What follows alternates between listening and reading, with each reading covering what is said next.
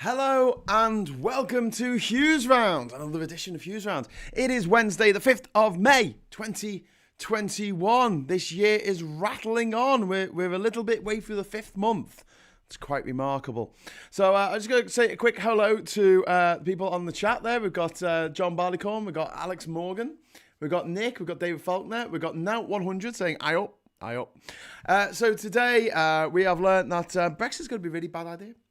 Not just for the people of the United Kingdom, but also for the people of Jersey. It turns out that there's some argy-bargy going on about fish. And the French are not happy about it. Now, the French, very, very, very famous for protesting. You know, that's the one thing the French do really, really well. Apart from, food, wine, beautiful buildings. But they do this really, really well. And as a result, they had a revolution. Yeah, the revolution. They chopped the king's head off. And Marie Antoinette. And a bunch of aristocrats. But all those people went to private school. They didn't see it coming. No, because they would have been head down, you see. Anyway, so basically, it's looking pretty bad for the people of Jersey because the French are threatening to turn their power off. France pretty much supplies Jersey with something like 95% of its energy through an underwater cable, or submarine cable, as it's known. Some people have also been talking about the fact that we've got these super connectors going between Kent and France. That's more there, I think, to equalise the flow of the grid, so we don't do a Texas, But I'm pretty sure if they turn them off, we'll be in trouble. Anyway, who else have we got here? We've got Context saying hello all. We've got Pete Robbins saying good afternoon from Germany. Guten Tag. We've got Houghton125 saying I used to live in Jersey, hated it, tax haven full of snobs. Yeah, I kind of got the impression it'd be people driving really expensive cars with those shitty bits of plastic that they put on the front and back of cars that they think looks really good. Those bits of plastic, the reflective plastic strips that they put. They have to. I mean, it's a law that they have to, but they're really particularly proud of their shitty little bit of plastic because it kind of spells a word if you squint from a distance.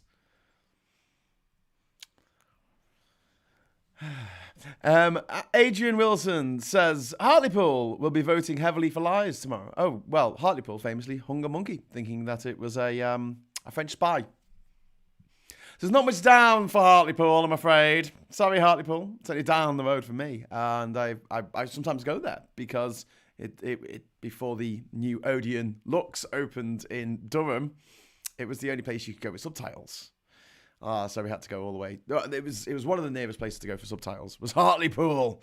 Like a 40-mile round trip or something. It was either that or the Metro Centre, or Metrocity, as I like to call it, near Newcastle. Or... what's the other place? Middlesbrough. Oh, Jesus. Anyway, yes, you do know that Labour really lost Hartlepool in 2019 when, together with the Brexit Party, the Tories took, 55% of the vote? No Brexit Party this time.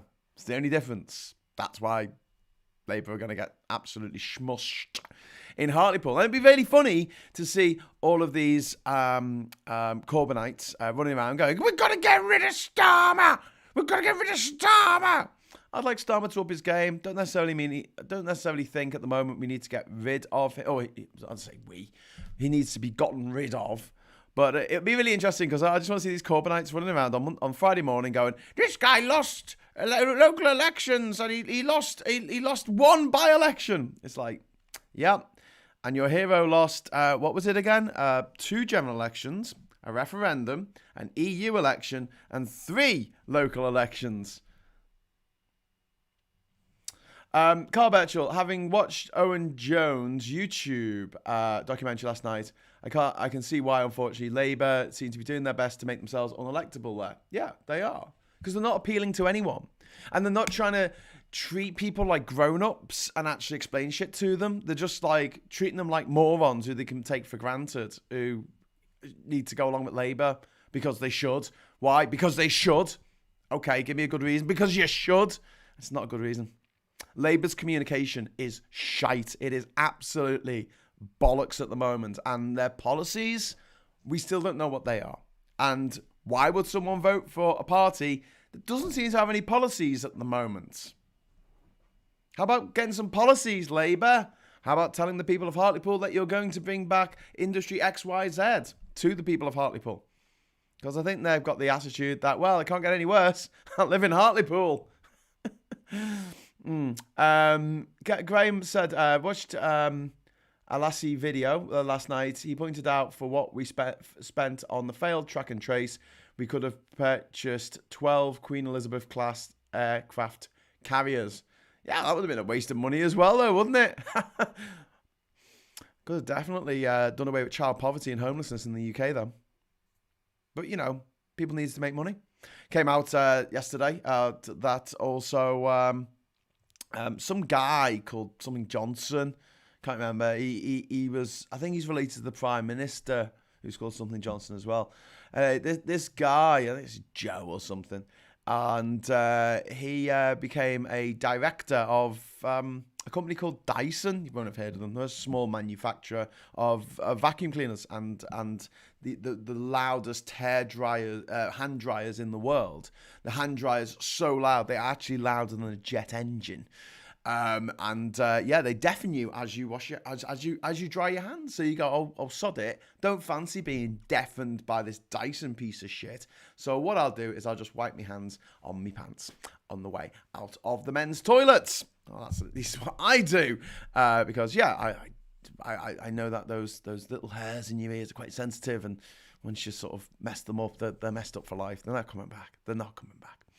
Good afternoon, Graham from the Central Library bunker, says Denise. Hi, Denise. How you doing?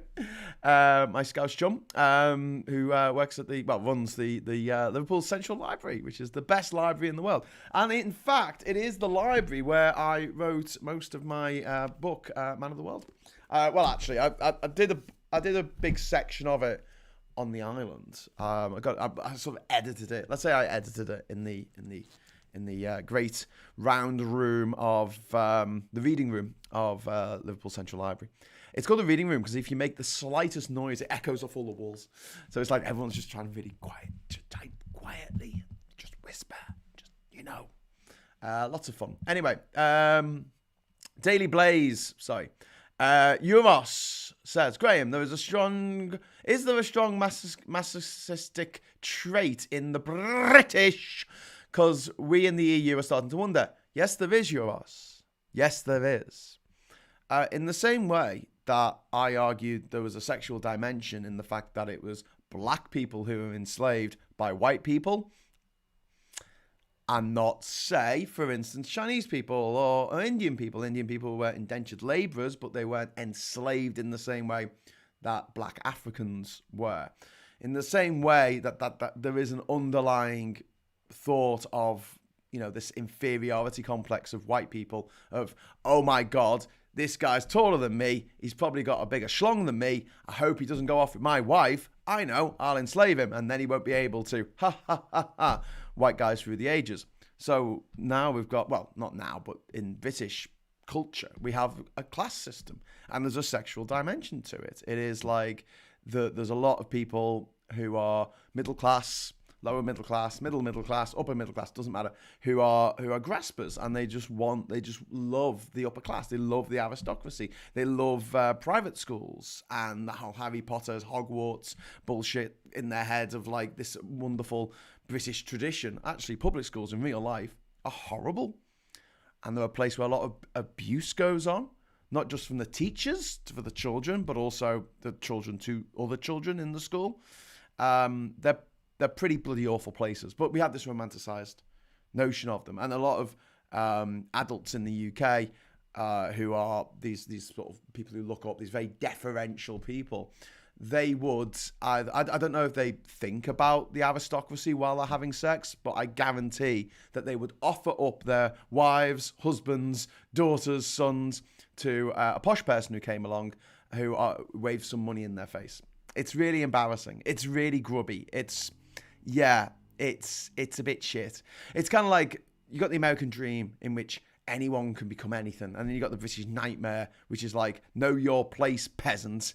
And you've got literally millions of people masturbating themselves into a frenzy about their place in life and the fact that they're never going to progress unless they win the lottery, which you've got a 1 in 13 million chance of doing.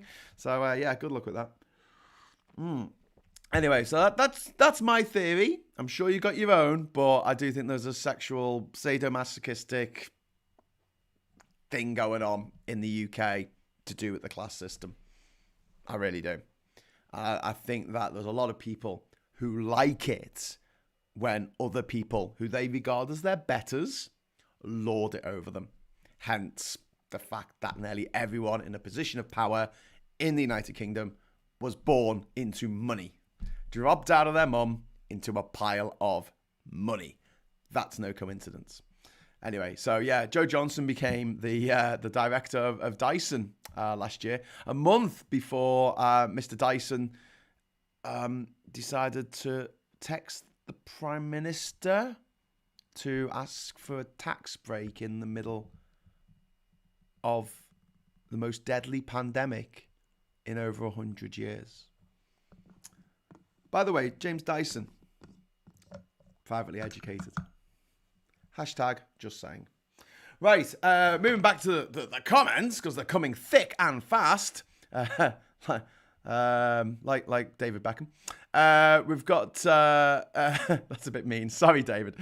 Nick says, when Hartlepool realises the magic levelling up unicorn hasn't come to fruition, or sane folk sounding the warnings will be out of ucks to give, lost cause. Yeah, I mean, Nick, that's the way I feel a lot of this, mate. I'm like, yeah, you know, they vote for this shit, but you know what? Next few years, Hartlepool's got to do better than other places in the northeast that don't vote for Conservative MPs. Why? Because Conservatives look after their own. They're gangsters. They are the archetypal gangsters running the country, making sure that councils that they run get all the goodies, even though they usually don't need them because they're the richest parts of the country in general, and everywhere else gets left behind. So they can say, oh, look at these Labour councils leaving everyone behind. Why don't you join us? And then you won't get left behind. Yeah, because they've stacked the deck to make sure that the councils that they run get all the lollipops. Absolute effing scumbags, the lot of them. I just, yeah. One up the Tories promised 3 jobs per person population. Yeah, that was Nadine Dorries, who's not particularly bright. Adrian Wilson, not seen that, but Labour deal with the positive campaigning of Brexit lies by avoiding them or saying little or nothing. Yes, Adrian, absolutely, 100% nail knocked on head. They ignore the issue. They don't want to engage, and they do not want to educate the public. All they want to do is patronise the public, which I find really patronising. And don't vote for me, I'm not the Tories, is not the best way to get people to vote for you. In the same way that if you went up to a member of the opposite sex at a bar and you said, please allow me to buy you a drink, I think you're rather attractive, and I'm not a serial killer. It's a pretty low bar, isn't it? I'm not a Tory. Well done, mate. I'm totally going to vote for you. No, you need policies. It's not good enough to just criticise a bit of the Tory, but not even all of it. Just cherry pick the bits you're going to complain about. Ignore the fact that dairy produce has gone down 97%. Oh my God. Dairy exports to the EU have gone down 97%. And as that's nearly all of our exports of dairy, then it's 97% of our exports of dairy have gone down 97%. Why are Labour not making everything out of this? Why aren't they contacting farmers and getting them to drive their tractors through London? I'm bringing London to a standstill until something is done about it. Why aren't they mobilising the fleet of people who would, the fleet of tractors, the fleet of lorries, the fishing fleets, actual fleets that would protest against the Tories if given some direction, some leadership, someone saying, hey, everyone, let's get together and complain about this thing that the government's doing. Okay, yeah, all right. Because that gets into the newspapers. And then the newspapers, people read them and they go, oh, yeah, those fishermen have got a point. They did get screwed over but right royally by this government. I might not vote for them next time. But no, the silence is deafening. Hey, whatever. So anyway, I didn't even finish reading Adrian's message there. Not seen that Labour deal with the positive campaigning of Brexit by avoiding them and saying little or nothing. Tragically, many voters are totally lost to Brexit belief. Yeah, and there's no one really in the two main parties explaining stuff to people. Jim Bob Robop says, Labour, tell the old farts of Hartlepool you'll bring back monkey hanging. Kevin Hegarty says, well, lo and behold, the Tories have created 180,000 new well-paying jobs in Hartlepool. That's spelt by the Nadine Dorries. That means there are 2 new jobs for every resident in Hartlepool, including babies. Darian said, given the choice of death or living in Hartlepool, the monkey got off lightly. I like that. I mean, look, we're being a bit harsh on Hartlepool here, but then again, I guess, are there any private schools in Hartlepool? I don't think so. There's Durham School here in Durham that prick Dominic Cummings, born into a landed gentry estate, he's very rich, went to, but I don't know if there's any other schools nearer Hartlepool than that. So yeah, you're not going to get any decent education because the Tories have been underfunding the education system for the rest of us since 1979. Well, I mean, probably before then, but in my lifetime, I went to school. Well, I was born in 79. I went to school until 97 when Labour got in. So that whole time, my schooling was underfunded by the Tories on purpose because they want to have 2 distinct classes of education. The private schooled elite who can just be coached into learning exams or how to pass exams, and then literally everybody else who has to follow the national curriculum, a lot of which doesn't turn up in the exam. So you get most people have a well-rounded education because they've had to learn all the stuff that wasn't in the exam, and you have these bunch of very rich, privileged, talentless thickos who know bugger all about anything, going to these public schools and then graduating, getting to Oxford and Cambridge, of course, because daddy makes a phone call, or they just do what they need to do to get through the exams. And it creates a 2-tier system. And unfortunately, as I've just mentioned before, the second tier looks up to the first tier in a kind of really horrifically sadomasochistic way. Like, we deserve it. We deserve to be treated like this. We deserve to have that soggy, digestive ceiling that stops us from ever attaining the heady highlands of high office in the United Kingdom of Great Britain and Northern Ireland. Dead country walking. Okay, so, well, lo and behold, given the choice, Carl says, Hartlepool will probably benefit from Freeport status the Tories are going for there at the expense of the surrounding area. They're acting like gangsters with protection rackets to get votes. Yes, Carl. It's pork barrel politics. It's what it is. John Barleycorn, but they don't dry your hands. They just blow cold air around your hands and are still wet once the machine cuts off. They also make taps that don't let you get your hands wet. Yeah, John, they're a bit shit. If you haven't already watched Michael Lambert, he's a must-watch. I haven't. I will check him out. I will do what I've said. Charlie Nelson's there saying, I up, Charlie. Darian says, hello, Freckle Puny. Dennis Jones says, better late than never. Afternoon, Graham. Are you talking about me? What? I wasn't that late. Couldn't find me hat. It's like, I'm ready to go, I'm ready. Oh, where's my hat? Oh, shit. And I had to like run around the entire house trying to find out where I left my bloody hat. Need to buy a hat stand. I'll add that to me. I'll add that to my Amazon wish list. I want a hat stand for my one hat. What do you expect after exporting all the non-reverential people to Australia for 100 years, says Context. Well, yeah, exactly. That's probably why Liverpool does quite well in terms of not bowing and tugging its forelocks, tugging its forelocks. Whenever someone posh comes, I don't even know the word. Whenever someone posh comes along, that's why the lack of deference in Liverpool means that it's always had a more healthy outlook on the world, I fear. I might be wrong.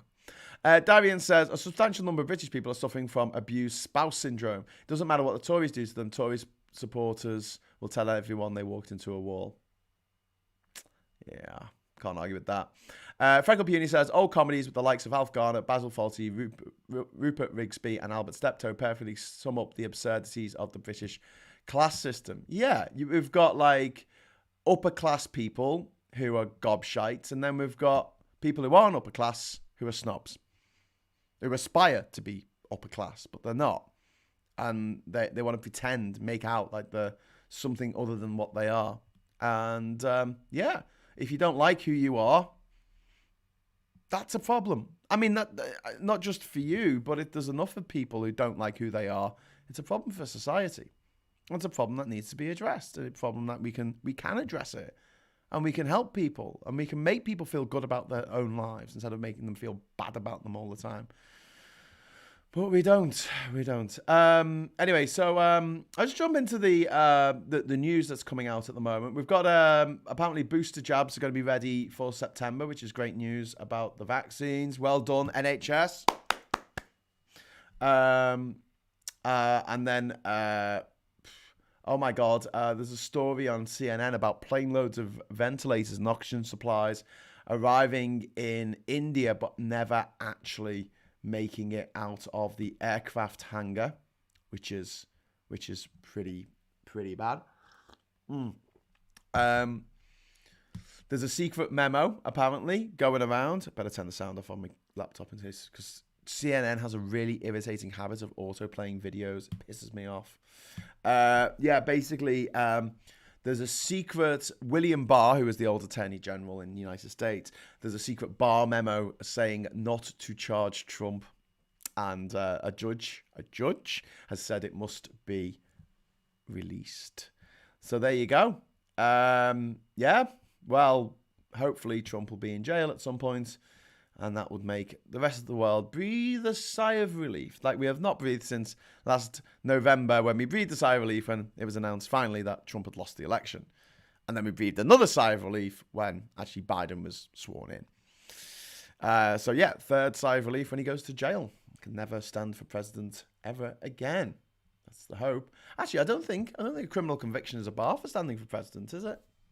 Got to be 35 and an American citizen. I think they're the only things. Isn't there a state in America, I think it's like Kansas or somewhere, where they've got no restrictions on who can run for governor, so you don't have to come from the state. I don't think it's Kansas. It's a southern state, I think. But basically, anyone can run, and someone ran their cat or their dog to run for the governor. So I'm thinking of running. You don't have to be American. You don't even have to be human. Anyway, so I'll just jump back into the comments because we've got a lot back. You can have Jason Donovan back. Context. What? Really? I like Jason Donovan. Hey, where does Kylie Minogue get her kebabs? From Jason's Donovan.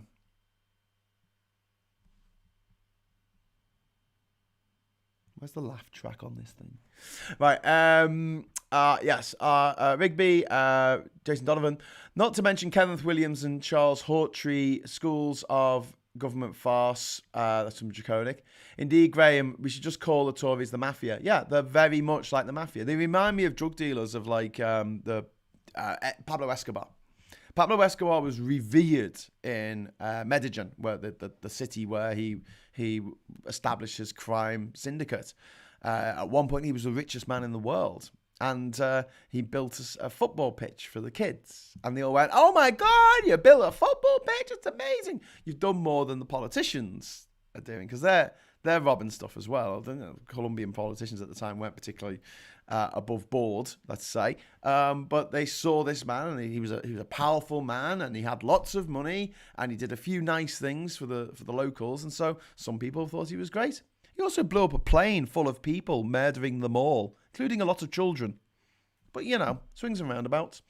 The Freckle Beauty, indeed, Alf Garnett and Albert Steptoe lived in squalor, yet vote Tory, very similar to those in reality who vote against their own interests. Well, yeah, I think it's that kind of attitude of, I'm having a miserable time, so I want everyone else to have a miserable time as well. Whereas I'm more of a kind of like, if other people are having a good time, then that makes me have a good time, because I'm like, yeah, everyone's having a good time, and that the good time vibes, I find them contagious. So I just want to party, man. Don't want to be doing this nonsense all my life. Carl Birchall, I was just thinking that actually the North often gets compared to the Southern Italy. Now it seems like we've got the mafia system to go along with it. Indeed, mafia in Italy, massive in Sicily, huge in Sicily. I mean, yeah, still. Darian says, you can still have him anyway. Contacts, frankly, we're desperate to get rid of him. By the way, I just want to point out that super chats are open. So if anyone wants to drop some money into the chat, that would be fantastic. That'd be amazing. That'd be wonderful. Just to let you know that is an option, should you wish to do that option.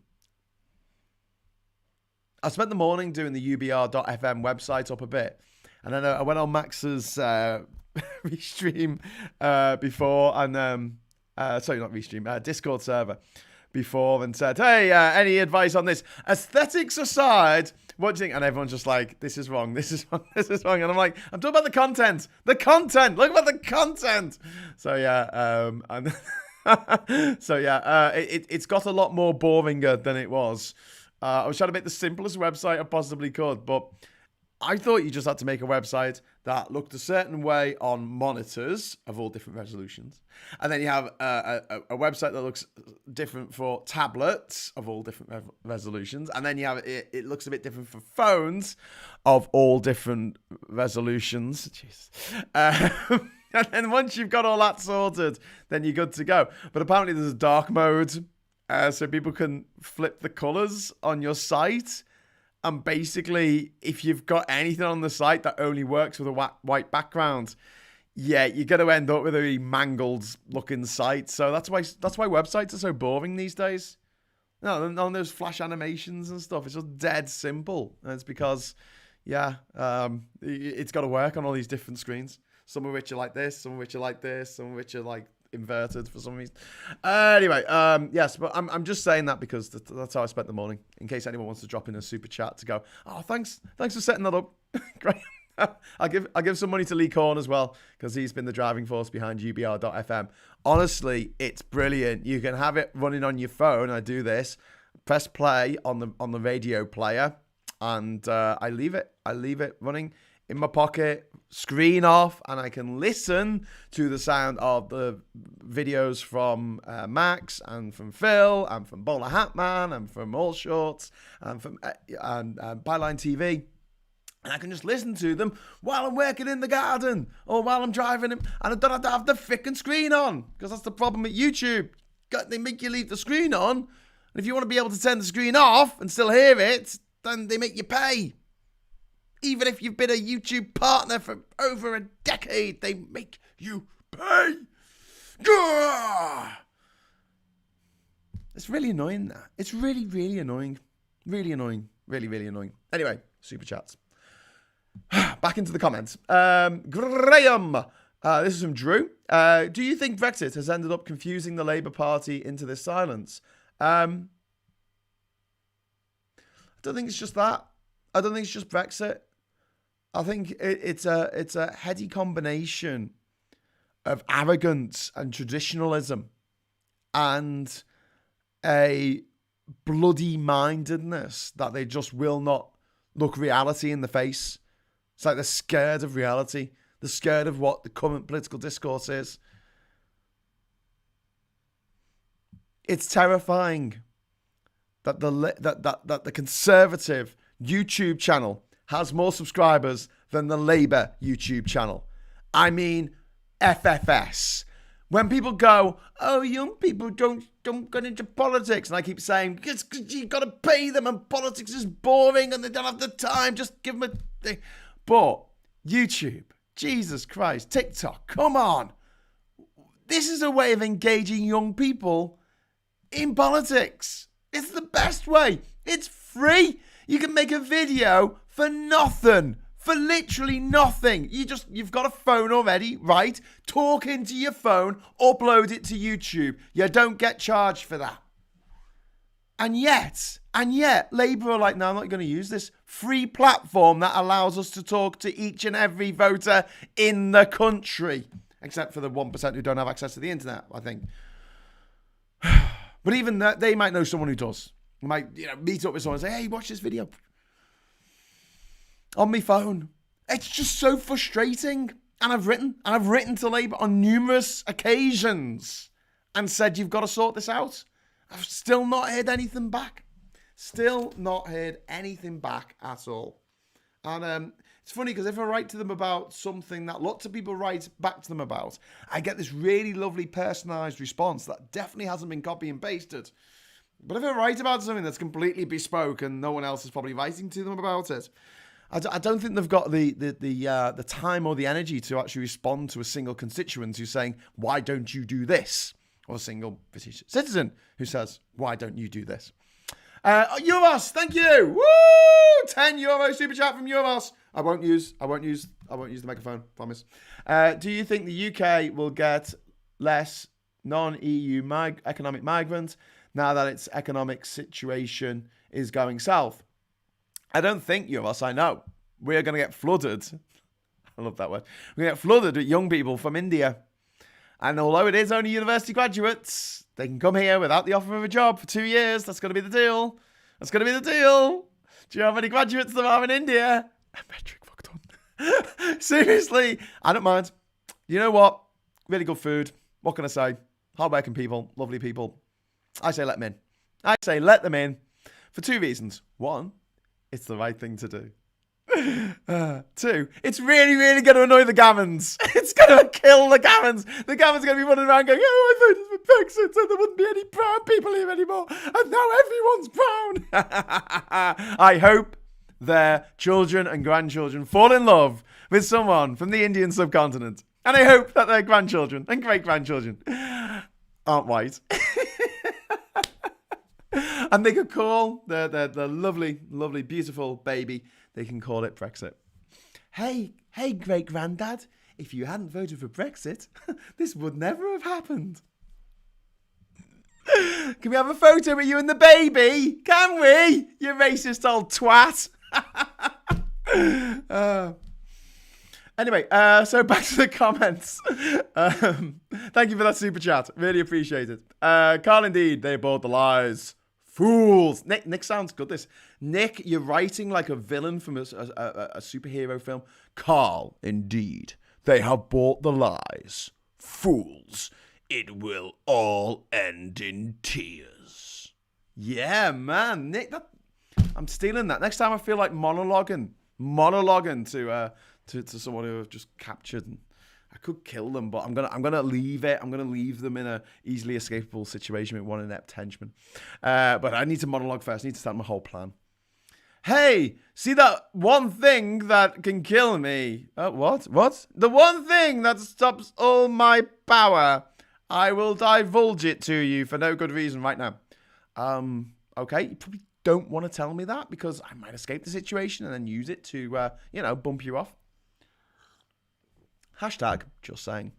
Anyway, moving swiftly back into the comments. The Hartlepool, they don't dry your hands. Eye up. It's not mine, I'm from Cologne. Drew saying, Labour. That's where I was up to, wasn't I? Context.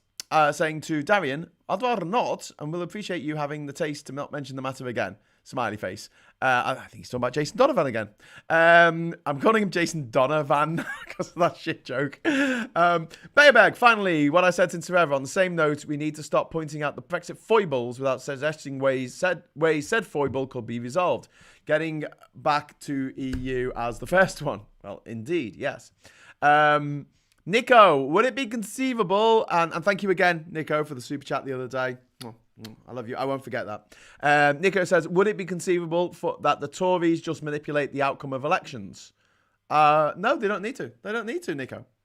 They don't have to. There's enough people in this country who vote Tory and love the fact that they vote Tory and look down on anyone who doesn't vote Tory because they don't have the same aspirations as them.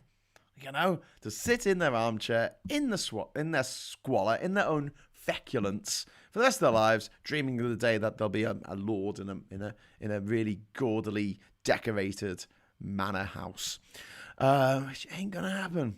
And it's like that attitude of British people, like, oh, University of Life, I've had it hard, and you're like, have you really? Can you go to a country where they really have it hard and tell me how hard they got it? Because you're sitting there in your nice house that you own, and you've got a choice of cars. I mean, imagine having a choice. Jesus Christ. Which car should I take to the shops today so I don't have to walk 100 metres down the road? And they're going, oh, I had it hard. I'm like, bullshit, you had it hard. I know there are people in the UK right now, especially children. There's a million of them who are having it hard, who do have it hard. But don't sit in your freaking mansion going, this... Oh, sorry, not a mansion, but your own house that you own. You paid off the mortgage early because it was only £15,000. Jesus Christ. And now the house is worth £500,000. Woohoo! That's never going to happen again. What's your stance on Lawrence Fox asking for a friend? I would like to stand on Lawrence Fox. That'd be quite a good stance, wouldn't it? I can't espouse what I'd like to do on YouTube.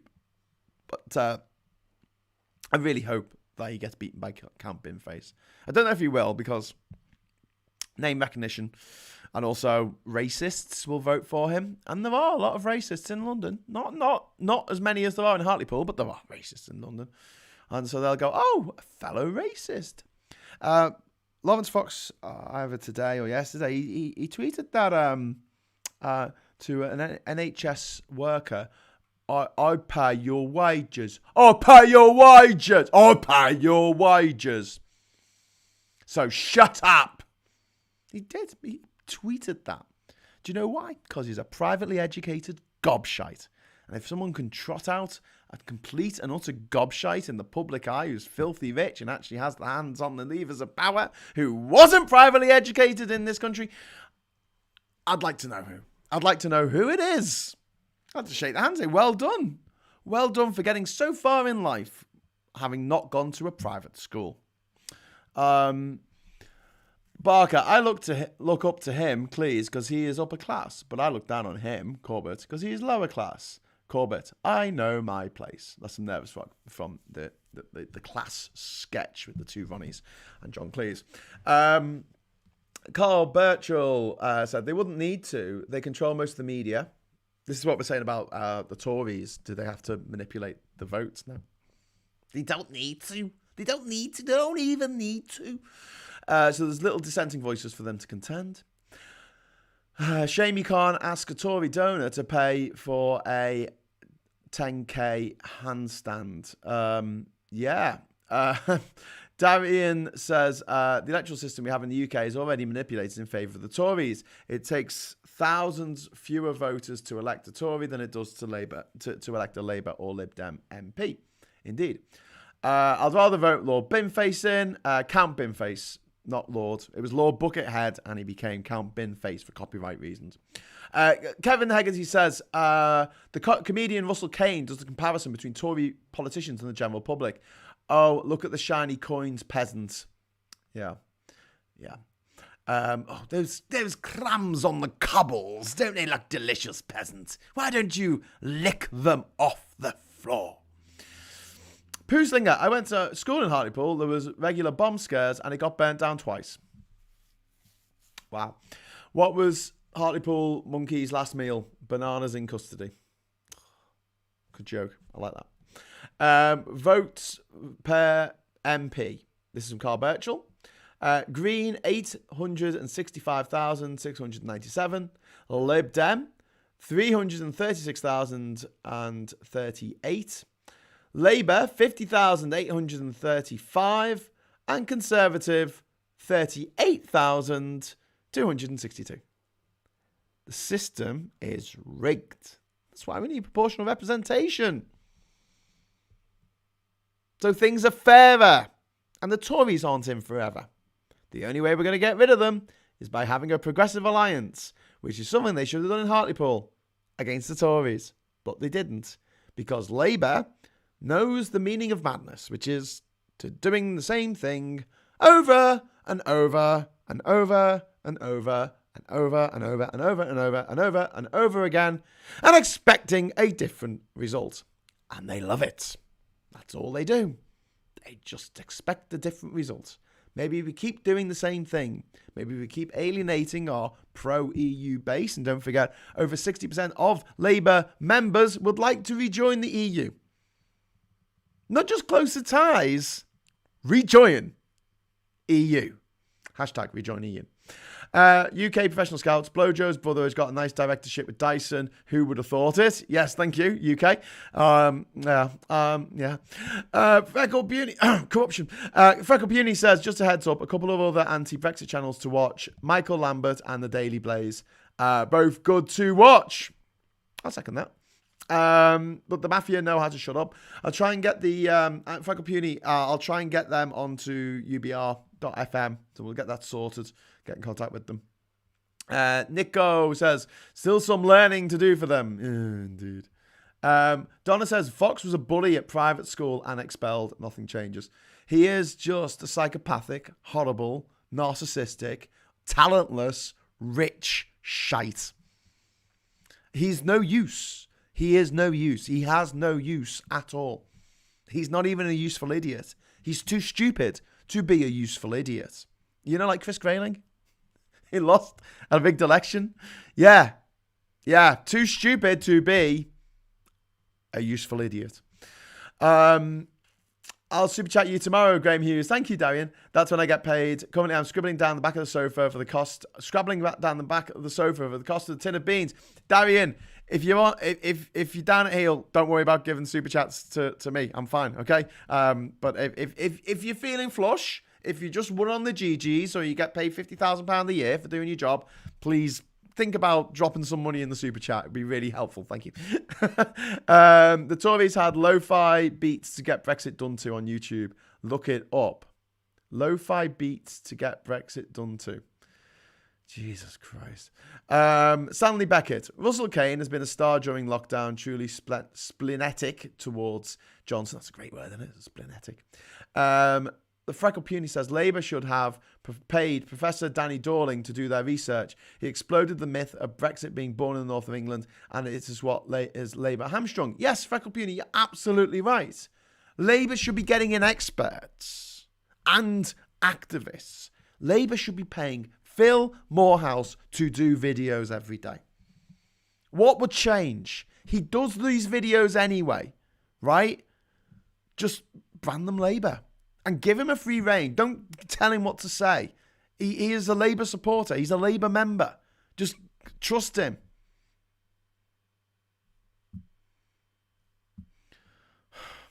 But no. You know, they'd rather spend the money on shite. They'd rather spend the money on launches. We're going to have a launch. We're going to have a launch. Let's have a launch. When a load of people who can afford wine get free wine. Again, going back to my complaint, oft made complaint, that if you are rich, if you are privileged, if you are powerful, you get shitloads of stuff for free that you don't get if you are not rich and not powerful and not well connected, which I think feels a bit unfair. And that's why I'd like UBI to just come and level up society with universal basic income. That could be our slogan, couldn't it? Big societal, especially technological, economic, plus demographic changes have adversely impacted traditional Labour politics. Labour struggling to adapt, similar issues facing Social Democrats elsewhere. That says Adrian Wilson. Yeah, they have struggled to adapt, but the way that they've tried to do it has been so wrong-headed, it's off the charts. I mean, demeaning, diminishing, poo-pooing, pretending that pro-EU people don't exist. The argument's done. We're not going to stand up for you or what you want or anything like that is so bad. But also internal memos saying, we've got to be more patriotic. We've got to show the flag more and stuff. And I'm like, why are you trying to appeal to the type of people who shag flags? There's millions of people who don't. It's like they think there's only one little group of voters and they all voted for Brexit, right? And they completely ignore the 48% who didn't vote for Brexit and don't like shagging flags. And we live in a society, in a political world in which if you got 48% of the vote, you would win in a landslide. So go for the 48% who voted against Brexit. No. We can't do that. We've got to appease these racists from frickin' Hartlepool. Anyway. Great. Now we get scam phone calls from the UK. Nick's just laughing. I don't know what he's laughing about. Chubai says, wait till the people who voted Brexit because of the Muslims find out that India has the second highest Muslim community. Yes. 300 million, is it? 300 million? Can someone check? Can someone just check that? 300 million. I think it's 300 million. It's like 5 times the population of the United Kingdom. Someone just check that for me, please, if you would. Interesting. This is Stanley Beckett. Interesting research showing correlation between working class homeowners and voting Tory. Yeah. That's huge, especially people who bought their own council home because they believe they wouldn't have been able to do that had it not been for Thatcher putting in the right for people to buy their own council home. However, Thatcher putting in that right and not letting councils build more homes, become private landlords, basically stop people from destroying a house so they pay less, a property, make it uninhabitable so you pay less council tax. Stopping all that, building up for the future was something that should come hand in hand with allowing people to buy their own council house. But they didn't. And that's why there's a housing shortage. Because they didn't build any more houses. They didn't build enough new houses, I should say. You know what it's like? Charlie Wilson's War. Stay with me on this analogy. Charlie Wilson's War, really good book. Really good film. And at the end of it, after secretly providing the Mujahideen with arms via Israel, of all places, the Mujahideen have kicked the Russians out of Afghanistan. And that put a massive crack in the Soviet Union that just widened and widened with the fall of the Berlin Wall. Basically, it was the death knell of the Soviet Union, was the defeat in Afghanistan. Never invade Afghanistan. You're never going to win. No one has. No one ever will since Alexander the Great. At the end of it, they went, okay, we won the war. Oh, great, you won the war. Now what about the future? Oh, we don't care about that. No, but we've got to rebuild the schools. We've got to rebuild the infrastructure. We've got to help them form a government. Otherwise, you've got a country that's full of angry young men a lot of whom have lost loved ones and friends, and there's a shitload of Kalashnikovs. And, oh my God, it'll descend into civil war. Oh, no, we can't be arsed doing that. We can't be arsed cleaning up after our mess. We'll just, we sorted it. Leave them to it. And that's the same thing they did with council houses. They went, oh, well, you can buy your own council house. Are we going to replace every single council house that's been bought by a private landlord? No, we're not going to replace them. By private tenants, not a landlord. And then years later, oh my God, there's a housing shortage. How did that happen? Although, I'd like to look at the statistics for this year. Because I reckon with the over 1 million people who have left London, over 1 million people have left London, and the number of people who have left from other places around the UK, I don't think we're going to have a housing shortage soon. Britain is becoming a much less attractive place for people to come to. And the problem is, as I keep explaining, you kind of want immigrants. You kind of want people who have been taught in another place, because you'd have to wait 18 years for them to be able to work. Context says more exposure, less racism. That's very true. Context, actually, it might be a good idea to expose them to other cultures and races. Yeah. Well, that's what's going to happen. So, Nico, that's exactly how I speak. Stanley, oh, sorry, you're doing the voiceover thing. Sorry. Stanley Beckett, interesting research showing correlation between working class. Oh, yeah, I've read that one. Pete Robbins says, RDF exported whiskey to EU in February, year on year, was up by 9.3%. Good news for Scotland. Well, that's good, but also surprising because the whiskey was down in January loads, so it's sprung back up. Okay. Actually, it might be a good idea. Yeah. If someone ever says to you, "I pay your wages," demand to see the tax returns before you answer them. I think if someone had said to me, "I pay your wages," which you do, by the way, thank you. I think I'll probably tell you to fuck off. Sorry, no offense, but you do actually pay my wages. But then, if you want to start being horrible to me and telling me to shut up, like you own me or something, then I'll just buy you. I'll just buy you from the channel. I'll just be like, bye. And that's a problem. That's a problem with fandom. I'm not saying about me. I mean, I don't think I'm that kind of level. But you have these kind of toxic fans of any given thing, like Star Wars, Star Trek, Doctor Who. And they feel because they have invested so much time and energy into watching these entertaining thing that someone's given them, that they have some kind of ownership over it. And I get that in a way because I, like everyone else, was disappointed with Star Wars Episode 1 and the end of Game of Thrones, etc. But at the same time, it's kind of like, well, you don't actually own this stuff. It is someone else's that they've gifted to the world. Well, they usually made you pay for it, but, they've gifted to the world, and it's a difficult one. I think that anything that is sort of fan driven, like the end of Game of Thrones, was that fan driven? That they sort of left the whole sort of the mood of the books behind the moment people were saying, if Tyrion dies, I'm going to stop watching this thing. I'm not going to watch it anymore if Tyrion dies. I think if Tyrion died at the end of season 4, that would have been brilliant. No one's safe. Nobody is safe. Kill them all. No one's going to last till that. But then it just went the whole Star Wars way of everyone survives miraculously. Who's important? Oh, some lesser characters died. Who cares? Who cares? Who cares? I'd have killed off Jon Snow and just left him dead. Yeah? Well, he was quite boring and he didn't really do anything, so ho-hum. Make him come back as a zombie. Darian says, yeah, I said that one. Phil, the voice of reason in an insane country. Phil is the voice of reason. And Labour should get him on board. Does anyone disagree with this? Does anyone think I'm mad for saying this? I don't think they should pay me because I'll swear and say things like, not exactly on the party line or whatever. But Phil won't. He's a teacher. He knows what to say. And he's good. He's really, really good. He's very incisive and insightful. No? Decisive. Incisive. Oh, I don't know what the word is. See, I don't even know what words are. Damn.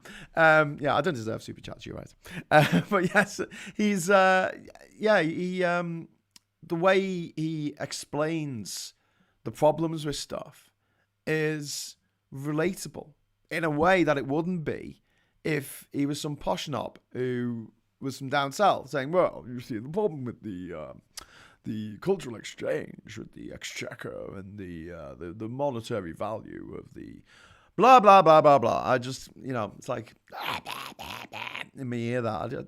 And I want someone who sounds a bit like me. I know Yorkshire's not Liverpool, but, someone who sounds regional to tell me things. Because I guess, as we were talking about the other day, I guess you just kind of feel like less like they're lying to you. Whereas there is a substantial number of people in this country who hear a posh voice and they just get down on their knees. They just drop to their knees. Oh my God, a posh voice. He must know everything. She must own the country. They've got a posh voice. And I would wager 48% at least of this country do not do that. Trying to get people who have voted Tory all their life to vote for Labour. It's never going to happen. And the thing is, here's something as well. The quickest way to make someone vote, a Tory voter, who's been a lifelong Labour voter, is to have them win the lottery. It's a one-way door. People go from being a Labour supporter when they're younger and growing up sorry, growing up. You can't vote when you're growing up. When they're younger, they tend to vote for Labour. And then at some point, something will happen in their life. Usually they get rich. And they'll switch their allegiance to the Tories. And then they will become one of those really annoying people who weren't born into a faith, but converted to the faith. And they're the ones who are the most, like, zealous about it. And it's a one-way door. These people don't come back. They don't come back to Labour. And it's one of the reasons why, although, yeah, older people are more likely to vote. Yep. Labour need to get the youth out. They need to get the youth out. And they're not doing it. They're not performing to even minimum specifications at the moment as the opposition to this bunch of Tory scumbags who are in charge. Phil says, Pete Robbins says Phil would be brilliant working for Labour marketing. I don't disagree with that. Now 100, I think Phil would be an asset for Labour. Net Cologne says 300,000 Germans work in Britain in 2015. In 2020, the number fell to 141,000 expats going home. The Freckle Puny, this is such a great comment. In the great movie, and it is a great movie, 12 Angry Men, which I think is that Sidney Lumet? That's Sidney Lumet, isn't it? We were talking about this yesterday. Was it yesterday or the day? Fuck, all the days blur into one. We're talking about classic movies. In the great movie 12 Angry Men, Henry Fonda's character was a minority in 1 against the other 11. He won the other jurors over, and yet a minority of 48% is supposed to shut up and go away. Indeed. Fun fact, in the original stage play of 12 Angry Men, the rest of the jury thought that the person was innocent, and the Henry Fonda character thought he was guilty and got them all to change the plea to guilty. But then they changed it. Pooh Stinger, the Tories closed the hospitals, police station and law courts in Hartlepool, which were the town's 3 busiest buildings. Yeah. And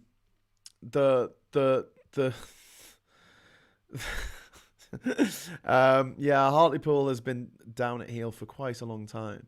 Bayerbeck says, get Mark Blythe to explain how bad Brexit is going. Despite being a proper economist, he uses pedestrian language to explain complex manners, which I always love. John Barleycorn reminds me of the film The £1 Million Note. Jason J says, let's face it, the same people who play Jeff Taylor also pay the Tories. Yeah. Phil would have to sort his death warmed up lighting first. That's from Jim Bob Robob. Yeah, he needs to work on his gamma. He needs to work on his gamma correction. Can you sort out your gamma so then you can have a go at the gammons? I really like Phil not being financially but only politically aligned to Labour.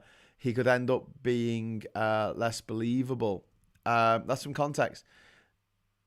I agree, Context. I agree to a certain extent with that. But also, I feel like he wouldn't pretend that he wasn't on the payroll of Labour if they said, right, we want you to make videos for us. He wouldn't do it like on the sly, I don't think. He would say, right, this episode of A Different Bias is sponsored by the Labour Party. But I don't think he would allow Labour to tell him what to say. So you would still get that sort of, someone who's not a politician, it's not an MP, it's not a councillor, just shooting from the hip and telling people like it is, which we need. Over to David Faulkner in Hong Kong. Thank you! Woo! Phil possesses accurate perception and a complete understanding of the larger picture. That's from David Faulkner. Yes, David. And he thank you for the super chat. And he's very hard to argue against. Like, the way he puts his arguments across, really well structured. It's not just, I'm pretty random. I know I am. But like the way he puts his shows together, it's a masterclass in how to teach people. Because he's a teacher. I'm not a teacher, as you can probably guess. I have a tendency to go off on tangents. Could you imagine me as a teacher, like the lesson's 20 minutes long and like 2 hours later I'm going, and another thing... So Draconic says Jeff Taylor on LBC sounds more like the animated YouTuber, more animated than the YouTuber we know.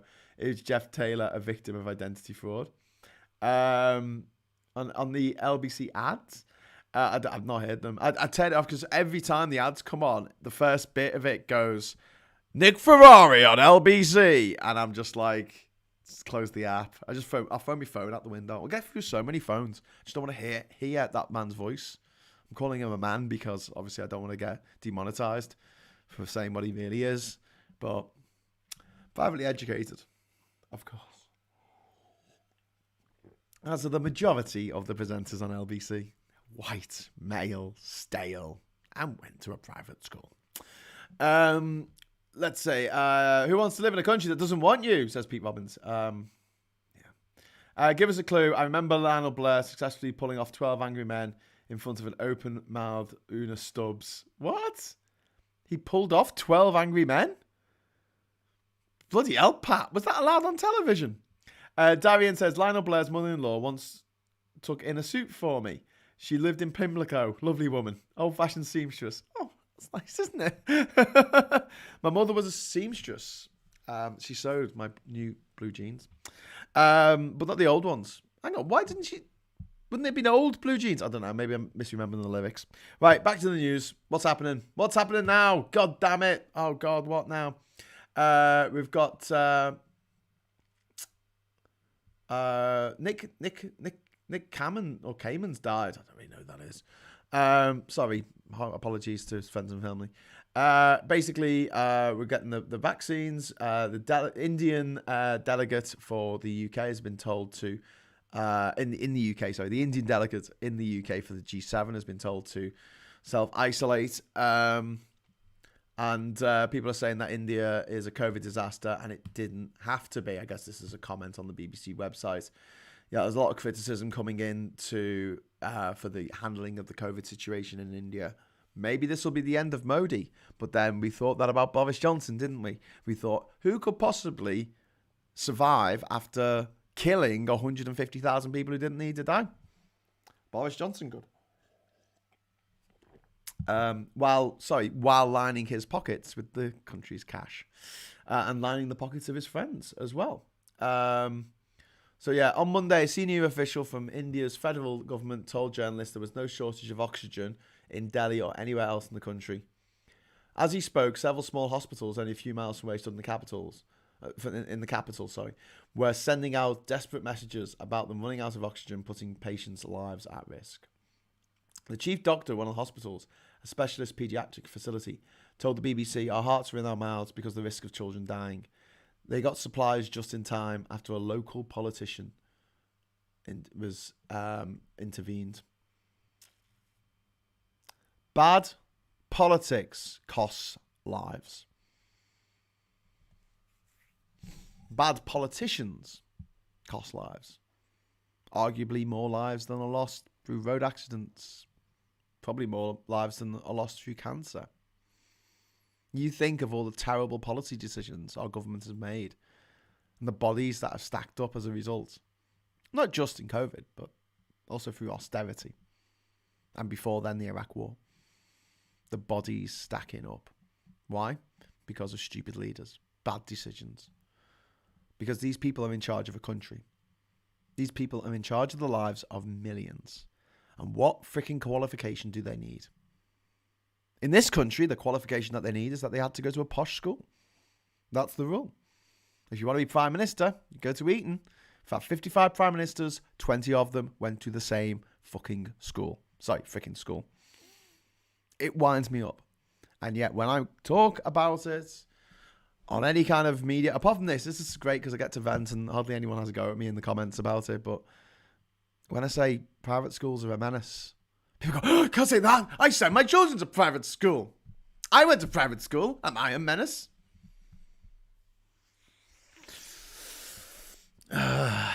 Anyway, Drew Gowan. Ooh, white, neurotypical, cis-het, stale. Sounds like a great insult. Nick Ferrari has a horrible voice for radio. Sounds like a drain full of gravel.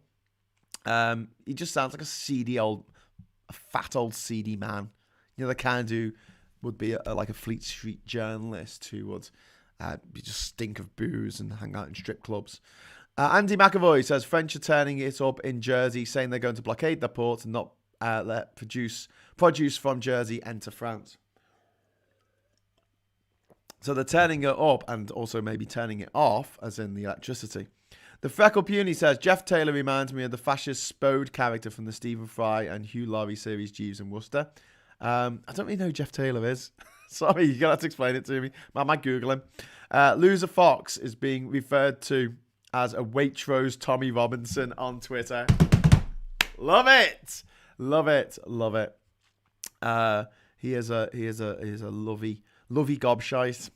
Lovey gob, because they don't like a particular actor who has spoken out against some great injustice. The tabloids will call them a lovey because that sort of puts them in their place. Like if you are a slightly overweight comedian, they'll call you a roly-poly funny man. Because, it still is the 70s. Donna says, bad politicians caused the death of my sister. Let the bodies pile high in their thousands. I'm really sorry to hear that, Donna. That's awful.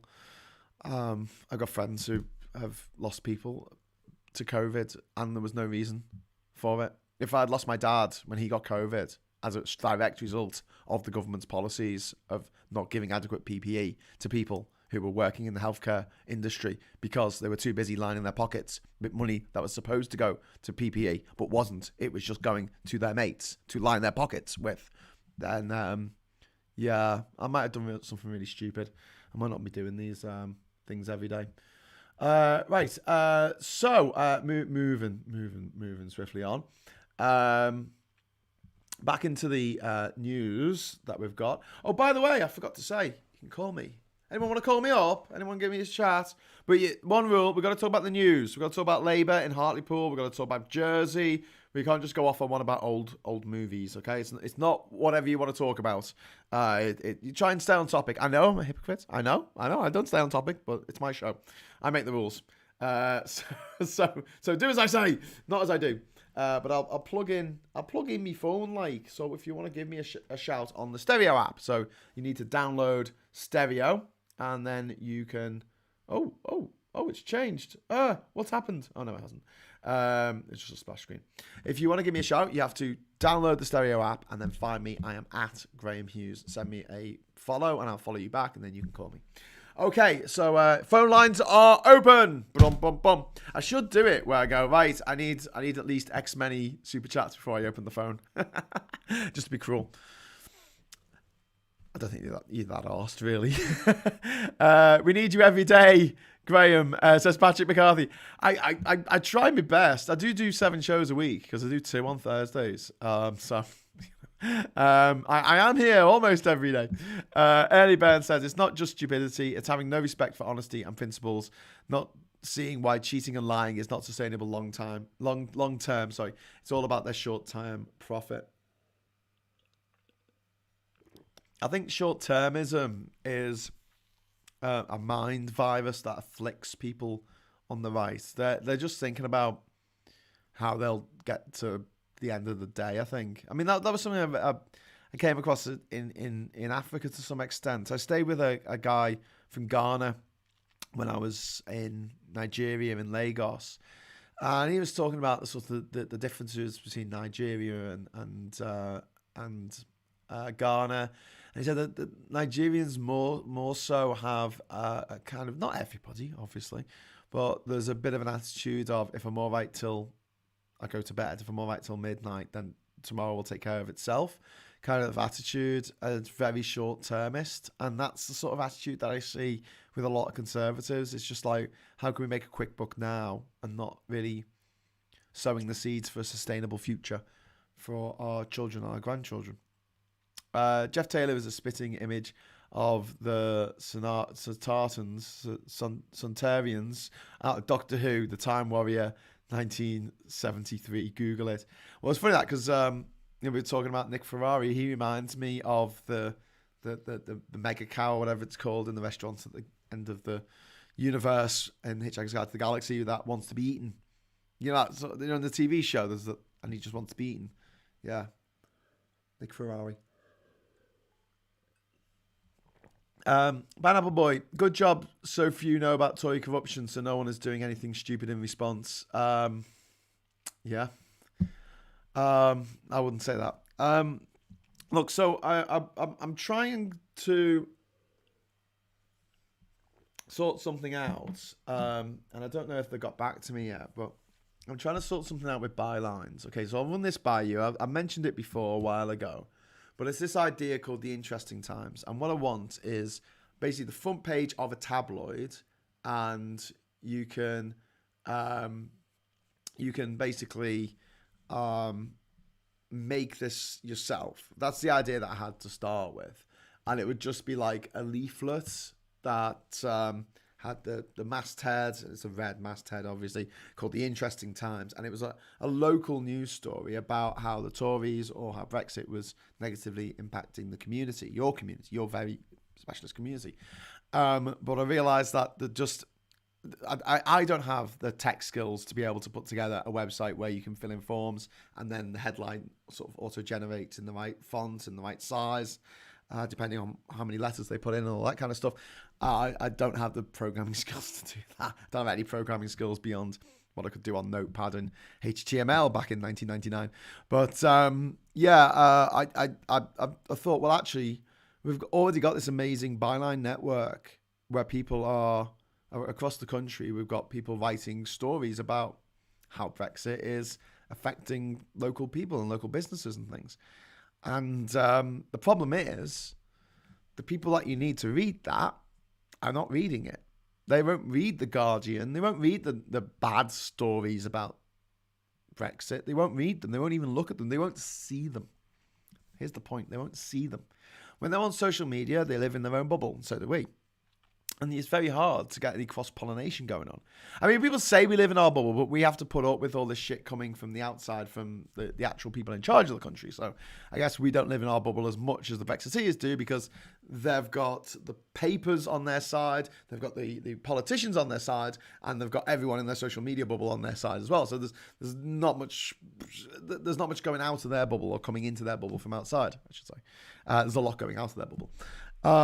So what I was thinking is, actually it'd be a really good thing to do if we could get bylines on board to have this website and just get them to update it. So every time they do a news story about some corruption or some bad news story about why the fishing industry of Hartlepool, I don't think there even isn't fishing industry in Hartlepool, but why the fishing industry is going to be destroyed because of Brexit. And it should be A5 leaflets, and you just print them at home. I'm not saying everyone's got a printer, but lots and lots of people have got printers. And then there's places online where you can go and you can get 500 A4 sheets of paper printed for like a tenner, delivered to your house. So yeah, great, and cut as well. So you'd have 2 A5 flyers. You have 1,000 of them. Don't need that many. And then they are distributed by local volunteers through the Grassroots for Europe network. And you and European Movement Network, and just the EU people across the country, and they give out these flyers through people's letterboxes. So you get through to people better than if you spend money on social media, because they won't see it. Better than if you do an article in the Bylines Times or the Guardian or the Independent, maybe, because those people aren't going to see those articles. They're not going to be posted through the door. So you have this, looks like a front page of a tabloid. Photograph. Headline. Words. Dead simple. This is Barry. Barry's lost his job because of Brexit. Brexit is bad. And just pop it into all the houses on your street. Someone a few streets down, they can do the same. And get the message out, because that's the problem at the moment. We are not getting the message out. Unfortunately, it's one of those things. If we had the money, we could do this kind of thing. We could employ people who know what they're doing to set these websites up and to get things running and everything. But we don't have the money. A lot of the people who volunteer, like myself, don't have all the time in the world. And we're trying to balance looking after a family, doing the freaking gardening, tidying up the house, doing the other shit that you need to do every bloody day of your life. And we would like to, I don't know, sit down and watch telly now and again. Remember telly? That was great, that, wasn't it? But it's very unlikely that we get any downtime. Like, I was up till 2 o'clock this morning working on the UBR website, and I'm like doing all this stuff, and no one's paying me to do it. If someone was paying me to do it, I might do a better job. I don't know. Speaking of doing a better job, I just want a public service announcement. Tonight at 8 o'clock, my mate Dave Critchley, who helps on Global Scouts Day every year, he is appearing on the Great British Menu. So he's a fine dining chef from Liverpool who has worked at the Armoured Cuba in Liverpool. He worked at the London Carriage Works in Liverpool, and now he has his own restaurant, the Luban, which does fine dining Chinese food. So you only get Chinese food. It's like a buffet, and you just slap it onto your plate and go, there you go. No, this is fine dining Chinese, and it's bloody magnificent. So if you would like to check out his website, it is chefdave.uk. And it is, tell you a little bit about him and also about the restaurant in Liverpool, which is opening up again very soon, and I heartily recommend it. I'm not being paid for this advert, but I did do his website, so if you want to check it out, it's chefdave.uk. Nick says, do you need help with the websites, Graham? I'm sure a few of us will be happy to help. Yes. Do you know how many websites I've got? You don't want to know. You don't want to know. But yeah, listen, we'll go to Discord after this, and if you can help out with websites and things, if there's something you can do, please come along and we can have a chat about what we can actually do to make this happen, to make this stuff a reality. The thing is, it's like we were talking about ubr.fm. Me and Lee do it, right? And he does all the programming for the actual radio player, which is great because, like I say, you can press play, turn your screen off, put it in your pocket, and you can listen to Phil and Max and Bowler Hatman talk about sensible stuff, about politics and things. The stuff that you watch on YouTube, it's there, and we've got links to all the latest videos. We've actually got embeds of all the latest videos from our contributors, and but we can't update it every day. We just don't have the time. It's like, can you get a schedule? I'm like, no, we can't get a schedule because literally that would take ages. We don't know how long anyone's video is going to be. We don't know, like, the video is going to be 10 minutes, no longer, no shorter. Everyone does different length videos, and their segments for each part of the day is going to be as long as they talk. So having a schedule is like, it's random. Just listen to it, and you might hear the same thing twice if you listen more than 12 hours, but it runs 24 hours a day. It runs 24 hours a day, and it's got the news on there as well. The guy who does the American stuff for LBC. He's really, really good. I forgot his name though. There's a site that you can actually get the news of each day. So it appears on your video stream. You pay for it. But at the moment, Lee's paying for that. So again, it's one of those things. It's like, we'd love to have these extra bells and whistles. Even just trying to find music that we didn't have to pay royalties for. Yeah, it's difficult. And I'll look at this, and I'll look at all the work that everyone's doing. This fantastic work. The fact that people are spending so much time now working on trying to get us back into Erasmus, Festival of Europe stuff, Grassroots for Europe stuff around the country. People are talking about doing litter picking in EU shirts, with Keep Europe Tidy on the shirts. Particularly on, I think it's May the 9th this year is Europe Day, and they were thinking of things to do. Litter picking. I mean, God, the country's a state at the moment for no good reason. It's like everyone's been stuck at home, so let's throw loads of litter every time we go out. So all that stuff is absolutely amazing, but it's all volunteers. It is all volunteers, and then people like me and Max and Phil who I guess we're not. Are we sort of volunteers? Because I'm saying, support me on Patreon. It's not just for this channel, it's for everything I do. I mean, it's not a full-time job. It's not paid like a full-time job. And it's just horrible for me. Not horrible, that's the wrong word, but it's just frustrating. Let's say frustrating, as you can probably tell in my tone of voice. The fact that if I was working for the other side, if I was a baddie, I'd be flush right now. I'd be so rich, it would make my eyes water. I'd have money. I'd have a car. I'd have a freaking car. Imagine that. Oh, my God. The last car I had was a Nissan Micra that I bought for 200 quid. And that was back in 2006, I think. Anyway.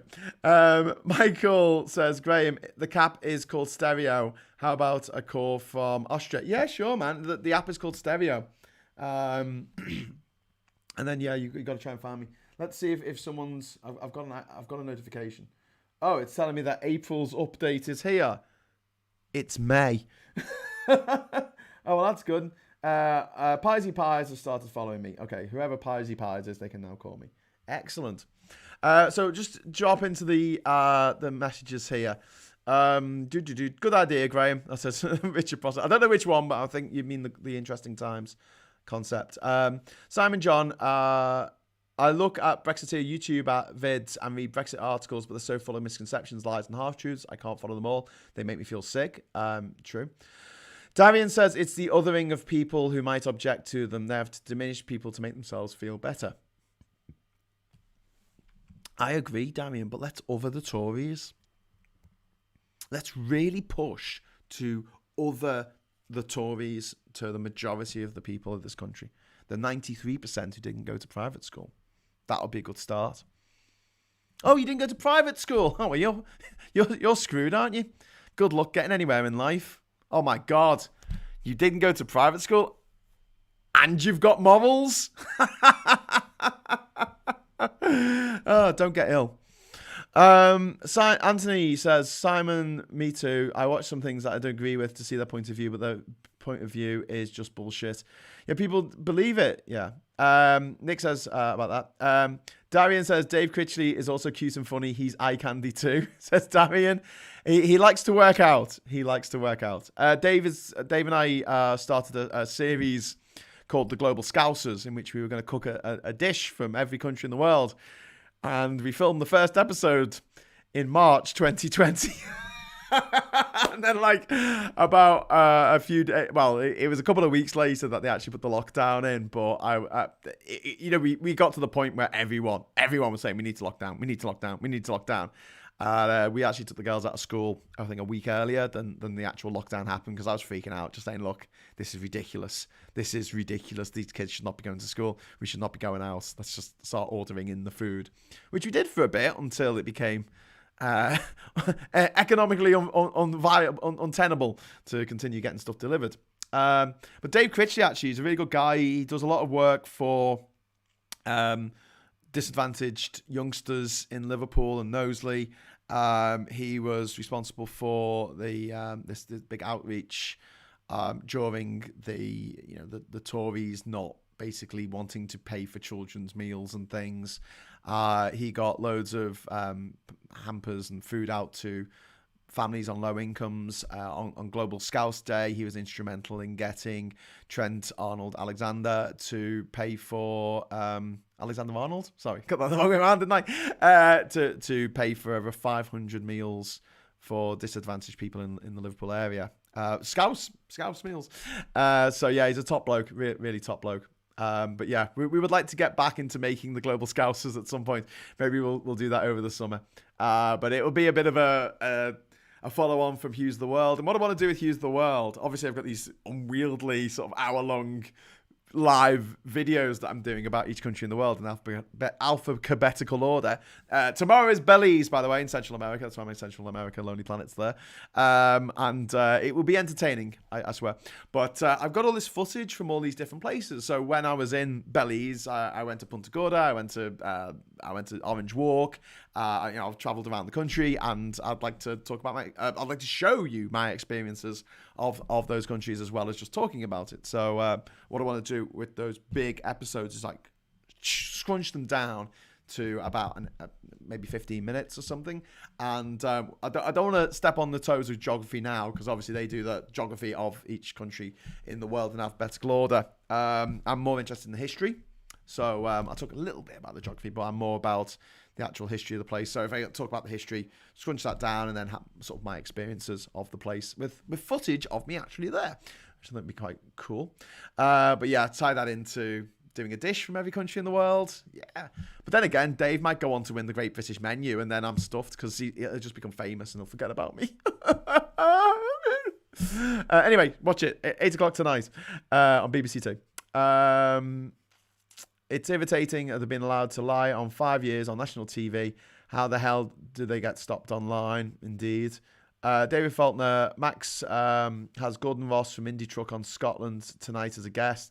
They tried to do it last night, but the audio went wrong. Oh, did it? Oh, because when I was working on the UBR website last night, For some reason, the aspect ratio of Max's last video was different. It was like 4:3 instead of 16:9, and I was like, "Why is the aspect ratio?" Because it was mucking up the way it looks on a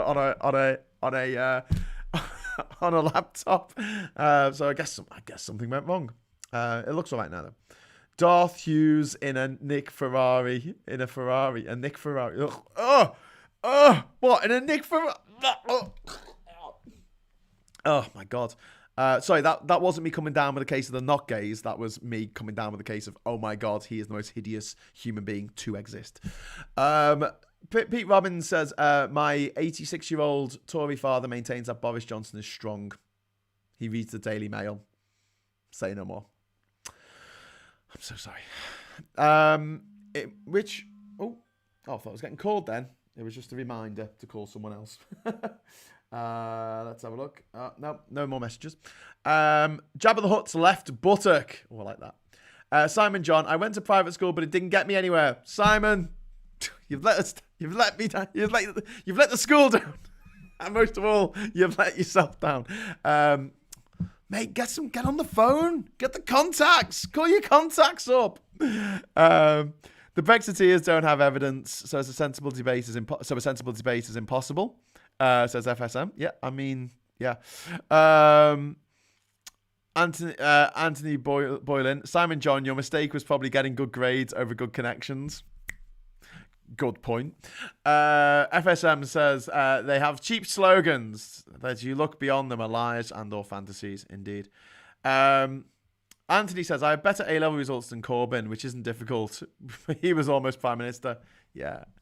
Corbyn the failure. Corbyn the heroic. No, he's not even heroic.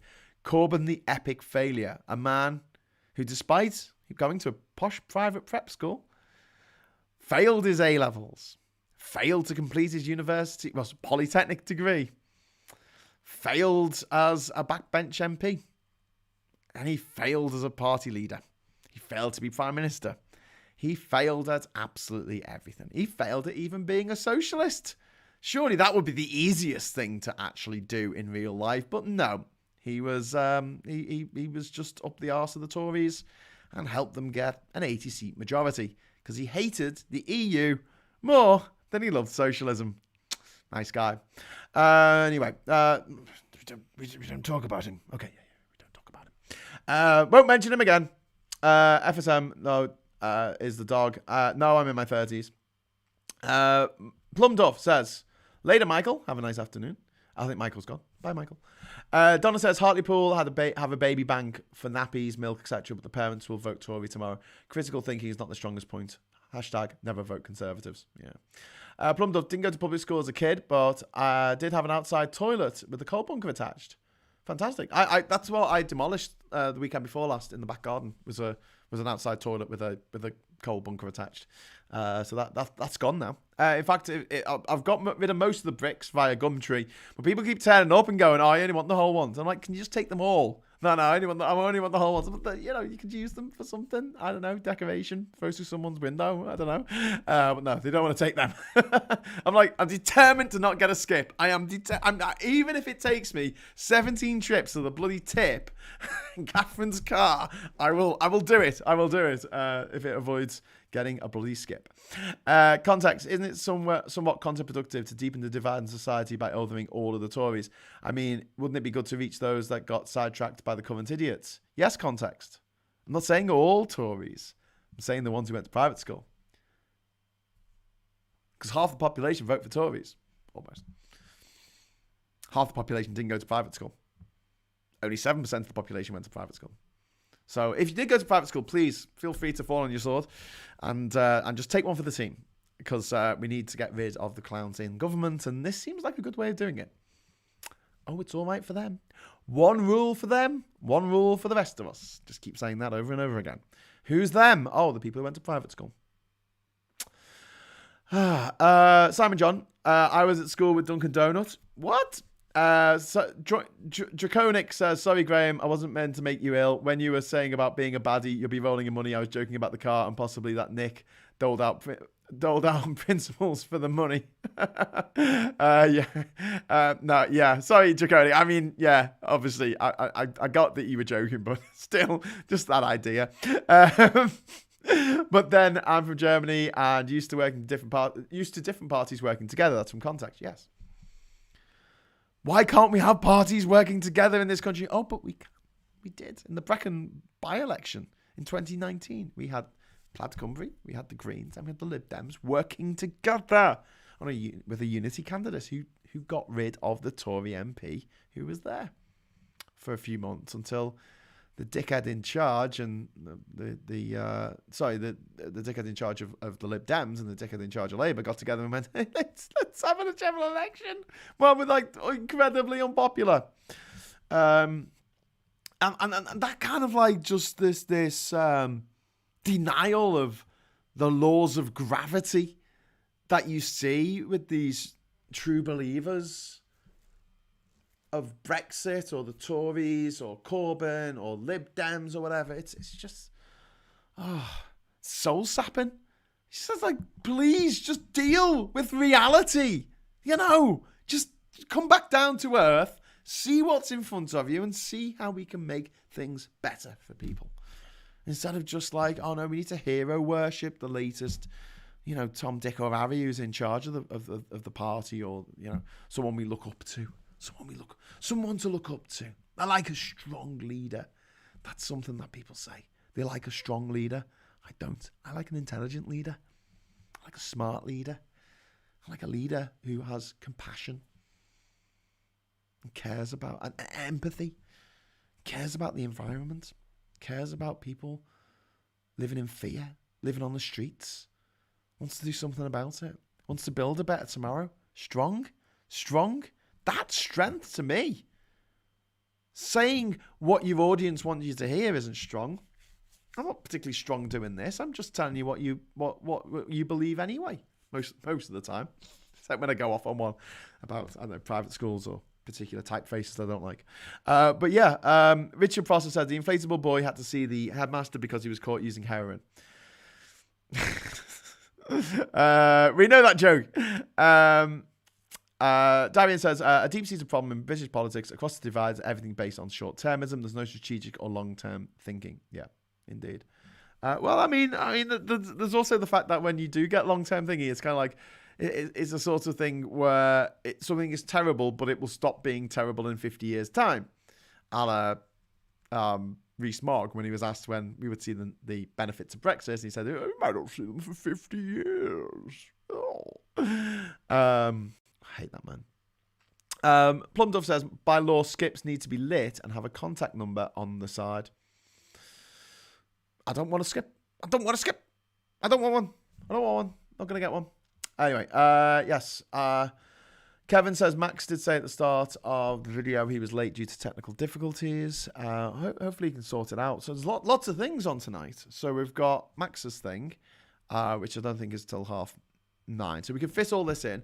We've got the Grassroots for Europe, Road to Remain meeting, and we don't have any guest speakers today. So it's just going to be a Zoom meeting for people who want to talk to people from other grassroots groups around the country. We usually get a pretty good turnout for it.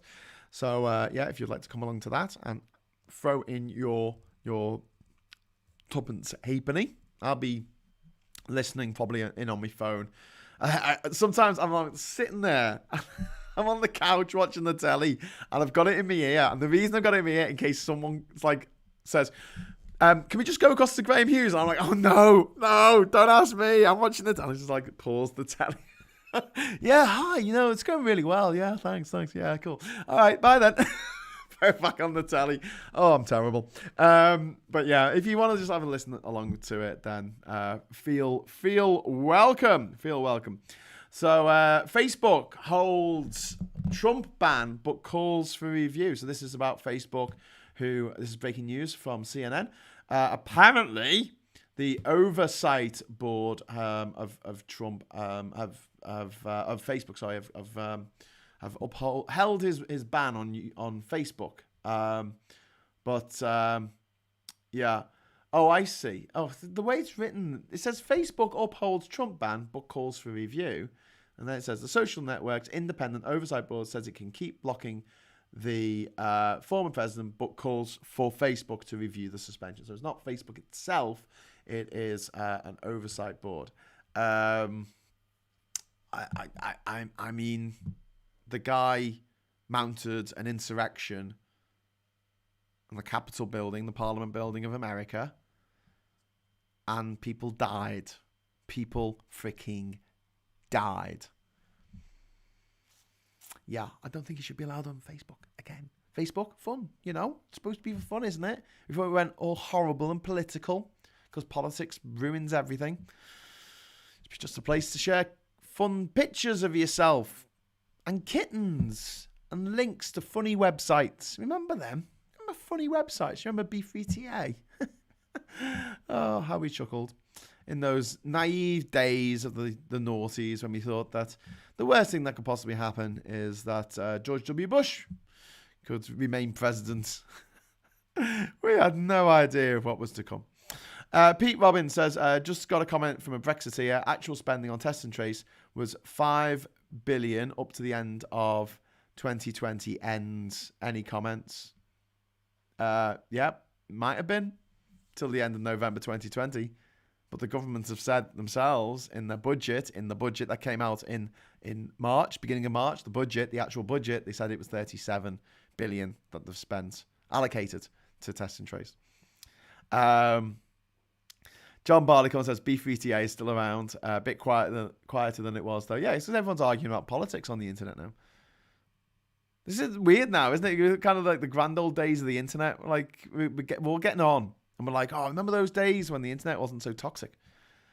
Remember when it was just like a lot more fun? Do you remember when the internet was fun? Do you remember that? Now it's all bloody serious and shoegazing and argumentative and people with bullhorns going blah, blah, blah, blah, blah, and complaining about things. Like me. Pete, the track and trace should go down as a national scandal. It should indeed. It should. Plum Duff has put a follow-up to the comment. By law, skips need to be lit and have contact number on their side. And then follow-up point is same law applies to same law applies to Anne Widdecombe. Who will win the London mayor election? Gubernatorial. No. Who will win the London mayor election? I wonder, says Plum Duff. Sadiq Khan. Next question. It won't be Sean Bailey if I've got anything to do with it. Apart from being as thick as a brick, Bailey is an obnoxious bastard. He is. He is indeed.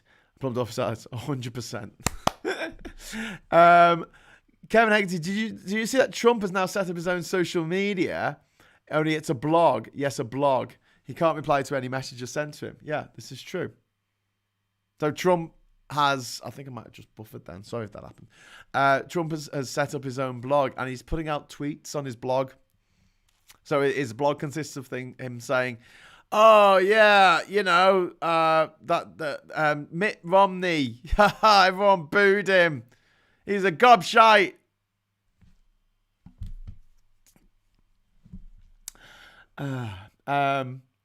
There's a problem though with this, is that I don't want to give these bastards any oxygen.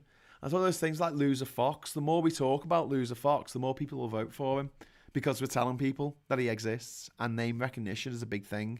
That you look down a list of candidates' names and there's only one name that you recognise, even if it's because he's a gobshite, then you might vote for that person, especially if you're part of the third of the country who don't really vote, and when they do vote, don't really take much notice of who they're voting for. There's a third of us. Plum Dove says there is a strange bloke called Rose running big on conspiracy theories. Oh, conspiracy theories. They never die, do they? It's funny, though, because nearly every single conspiracy theory that I've ever heard ends with the Jews did it. And there was a guy in a movie called Conspiracy Theory called Mel Gibson. You might recognise him from such films as Lethal Weapon 2, where he made a stand against South African apartheid. Yeah, he was the last person you would expect to A, make a movie called Conspiracy Theory, and then B, get really drunk, drive a car, stagger out his car, and claim that Jews started all the wars in the world. Yeah, it's almost like those two things are connected. And I know some Jewish people who are really into conspiracy theories, and they don't seem to get this. And I explain to them, you know that all conspiracy theories end with, and the Jews did it. It was a big thing. It led to the pogroms in Russia. There was a book called The Protocols of the Elders of Zion, which was just this anti-Semitic bullshit. It was fake news. It was just invented by someone who wants to make the Jews look bad. It's a conspiracy theory. And it led to the pogroms. Stab in the back theory of Hitler's. They had Jews stabbed Germany in the back in the Great War, and if that hadn't happened, they would have won the war. Conspiracy theory led to the Holocaust. Conspiracy theories never lead to something good. They never lead to something good, ever. And yeah, if you want to have a watch a few good videos about the moon landing bullshit, about it being not real, they faked the moon landing. I recommend heartily Mitchell and Webb doing the moon landing conspiracy sketch, which is very funny. Also, on April Fool's Day this year, the guys at VFX Artists React on YouTube did it was only like a short video, it was only like 10 minutes long or something, but looking at as special effects artists, looking at how they could possibly have faked the footage from the moon landing, and they're like, just can't be done. And they give all the reasons, all the technical reasons why it could not be done on a soundstage on Earth. It's like, look at the dust. This whole thing would have had to be filmed in a vacuum. Like, what? It would be cheaper to go to the freaking moon than to actually make this thing. And what's good is they actually show footage from 2001: A Space Odyssey and say, look at the shadows, look at the way the Earth looked. It's obviously a painting. Look at this.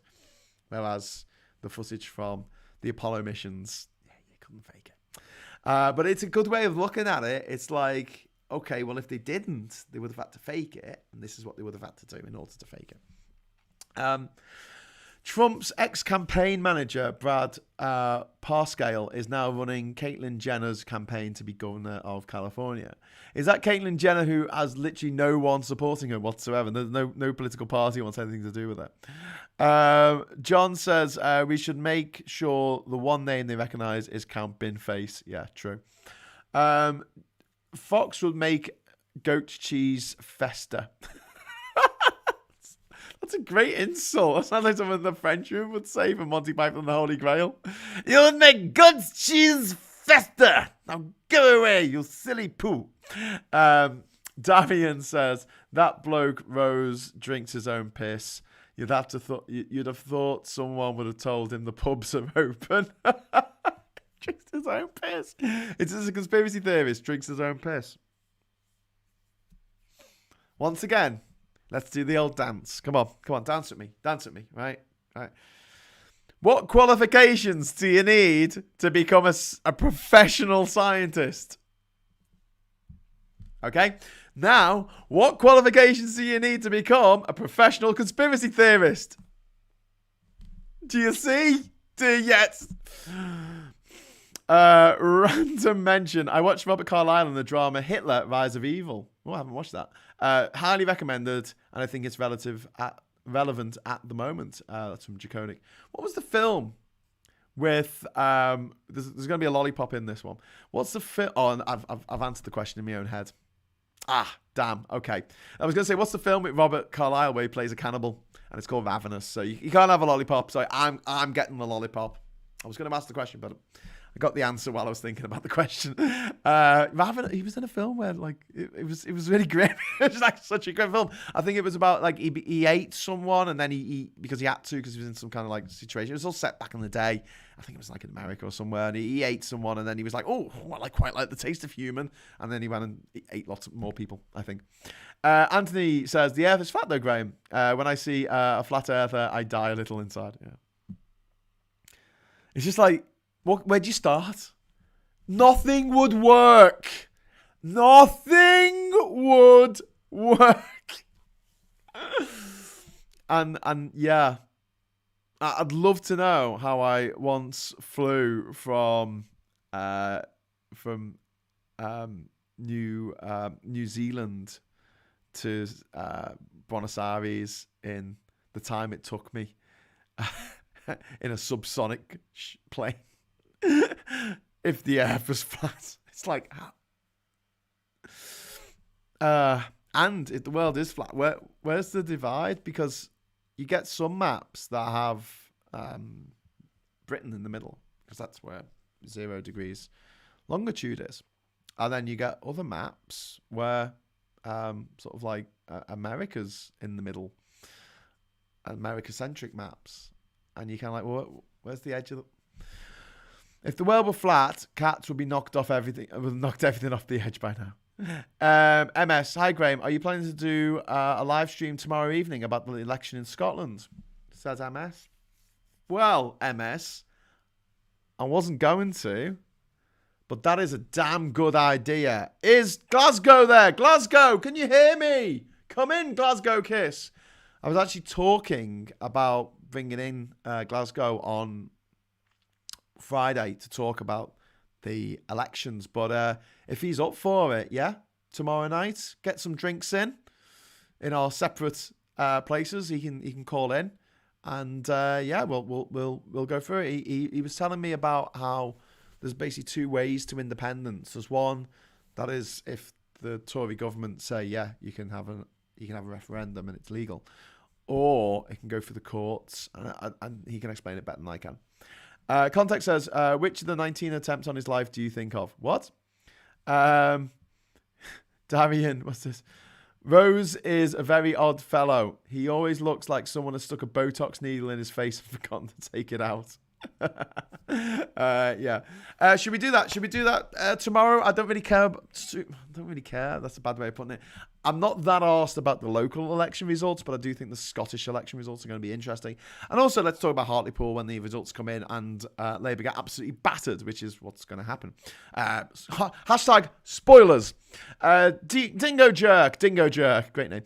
Context, lol. Didn't know about 19, but I'm thinking about the bomb under the table. There's big money in conspiracy theories. Oh, yeah. Ask Alex Jones. He's very, very, very rich. American, horrible, horrific gobshite, who is now, after being sued by the families who had their children's brains blown out all over the walls of the Sandy Hook Elementary School in 2012, in December 2012, I think it was.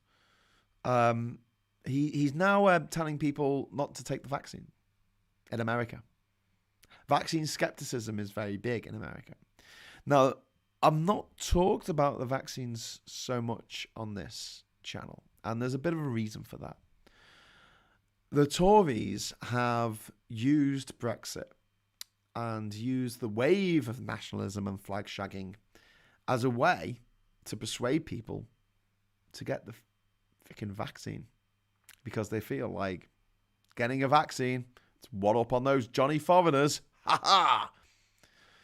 And there's a part of me that is horrified and mortified that that's the way you have to get people to take vaccines against the most deadly plague the world has faced in over 100 years. But at the same time, it's working.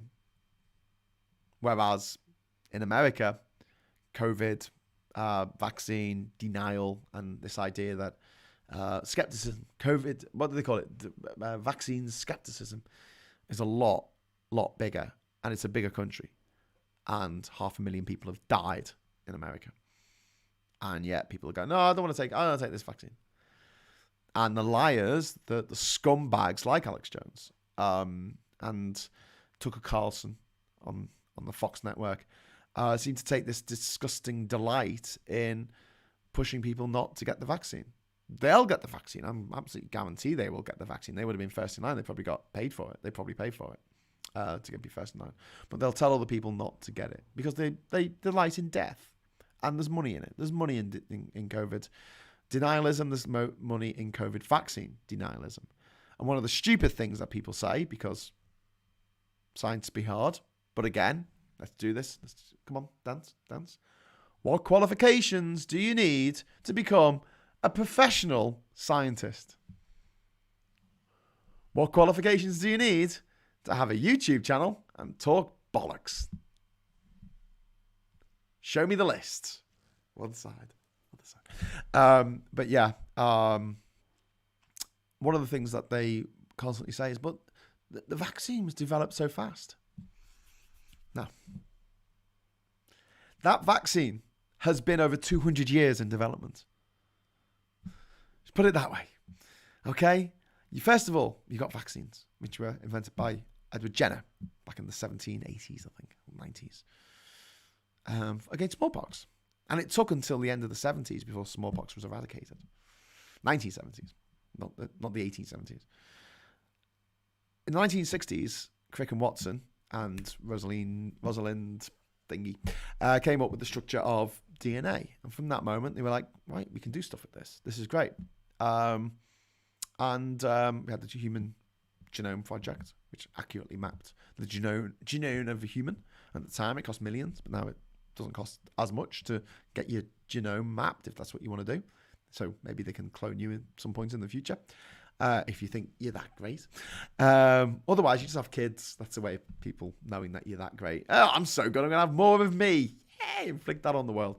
But yeah. And then actual, specifically coronaviruses, because this isn't just one virus. It's not just one coronavirus. This is coronavirus variant 2019, COVID-19, whatever that's what it all stands for. So basically, coronavirus, I think the common cold is a coronavirus, isn't it? They've been looking for vaccines against coronavirus for a long time. Plus, you've had this genetics coming in for looking at DNA and RNA, messenger RNA, mRNA. And yeah, all of this came together. So they already had this massive foundation to work on. And they were like, great, all we need to do is make the shape of the virus and we can vaccine against it. You can actually put the shape of the virus into someone. It's not a virus, just the shape of a virus. Imagine it's like a balloon with spikes on that's put inside you. And your body goes, oh my God, it's a balloon with spikes on. I'll get rid of that. How do we get rid of it? Okay, all right. And then it remembers how it got rid of it. So when you get a balloon with spikes on, which is actually coronavirus, your body goes, I know what to do. But no one's saying this to these punters, these dickheads, scumbags on Fox News and on Alex Jones's channel. No one's there going, hey, shut up, moron. If you're going to say these lies, we need to explain, the reality of it. But no one is. This makes it very difficult. I mean, humans being stupid humans doing stupid things is kind of a given. And we need to help people and help them not to do stupid things, as far as I'm concerned. Okay, I'm going to wrap up soon. I'm going to give you the link to the Discord channel if you want to come over there and talk to me about websites. And let me know if you think that I should get rid of hailthedarklord.com, which is my Trump is the devil channel, which is website, which I set up as a front for the South Floridian Satanist Society or whatever it decides to call it, basically saying that Trump is Satan. And the URL, the domain, runs out this week, and I've got to decide whether to renew it or not. Is it worth a tenner to renew, or should I just let it lapse and build the website again in a few years' time if he runs for president in 2024? So we can discuss that as well, I guess. But we'll be heading over there in a minute. I'm just going to go through some of the chats that we have here. Bloke drinks his own piss, Rise of Evil, dodgy lifestyle tutorials. Yeah. How many qualifications do you need to write a book about lifestyle? Anthony Boylan, The Earth is Flat. Read that one. Ernie says, people are susceptible to illusion because we fill gaps with expectation. Conspiracy is the same process. It underlies a lot of what we do from business and religion. That's true. Stauffenberg is the guy who tried to blow up Hitler. Darian says, merch idea for Rejoin. We can sell Brexit-themed tinfoil hats for its supporters. Good idea. I like that. We need to talk about merch as well. Let's go over to the chat, right? And we need to sort out how to make sure that me, but also Bowler Hat Man, Marcus over All Shorts, Phil, Maximilian. We all get paid. We all get paid. How can we get paid for what we do? A decent amount. Dingo Jerk says, I think people are bored and they will do anything to get attention. Conspiracies are exciting. I also think Hitler was really bored and that's why I became Führer. I'm actually being serious. Yeah, I honestly, Dingo Jerk, I totally agree with you. I think the two biggest killers of human beings, apart from mosquitoes, is boredom and stress.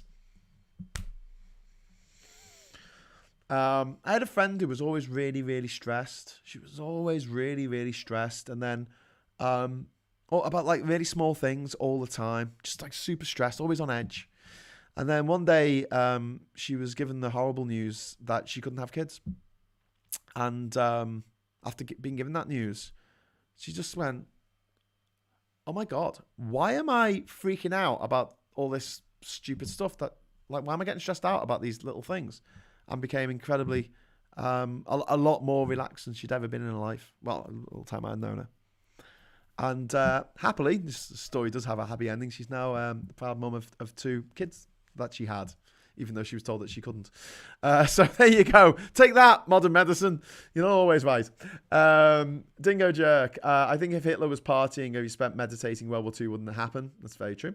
Yeah, just give the dickhead drugs. And give him a party and sit in the corner and talk about drugs. Please. It's like going down into THX 1138 territory where you're given pills to keep you subservient, or 984, you're given pills to keep you subservient. I've long thought that about cannabis. Does cannabis exist to stop people getting off their asses and actually protesting against the system? Damian says, 56% of Republican men in the USA says they'll never get the vaccine. Oh, Jesus Christ. So long as they don't take up spaces in hospitals or receive medical treatment, I think we should encourage them. No, Darian, because if we don't have vaccinated people, then we get more chance of the virus mutating. A situation where you have 50% of the people vaccinated and 50% of people not vaccinated mingling in with each other, you're more likely to get a vaccine-resistant strain of the coronavirus that everyone's getting. So, no, it doesn't work like that. Dave Webb says, if Starmer doesn't do well in the local elections as Corbyn did, does that mean he will have to go? Well, no, Dave, because Corbyn didn't.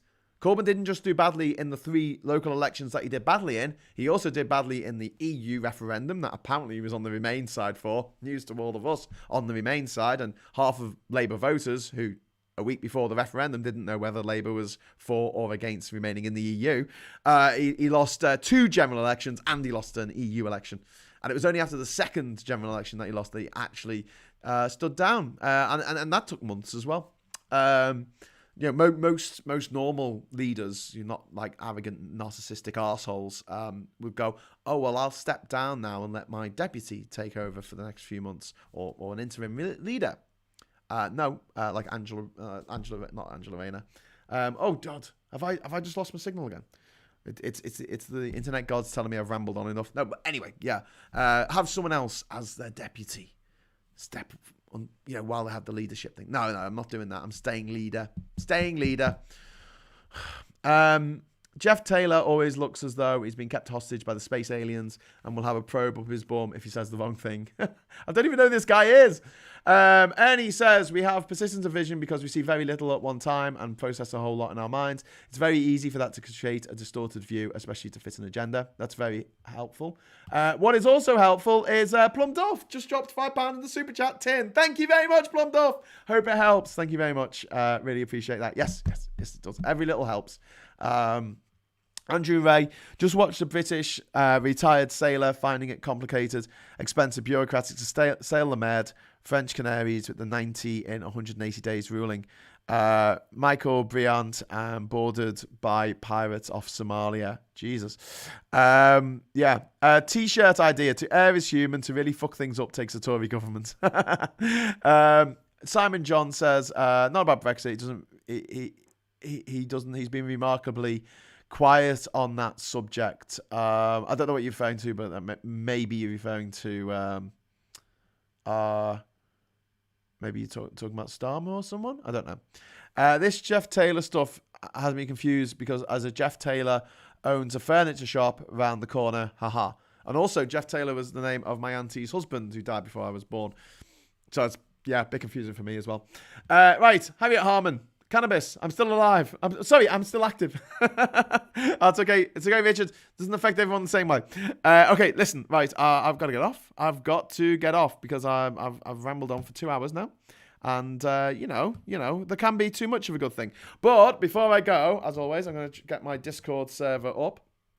And feel free to join us this evening for the Road to Rejoin chat, the Grassroots for Europe Road to Rejoin chat.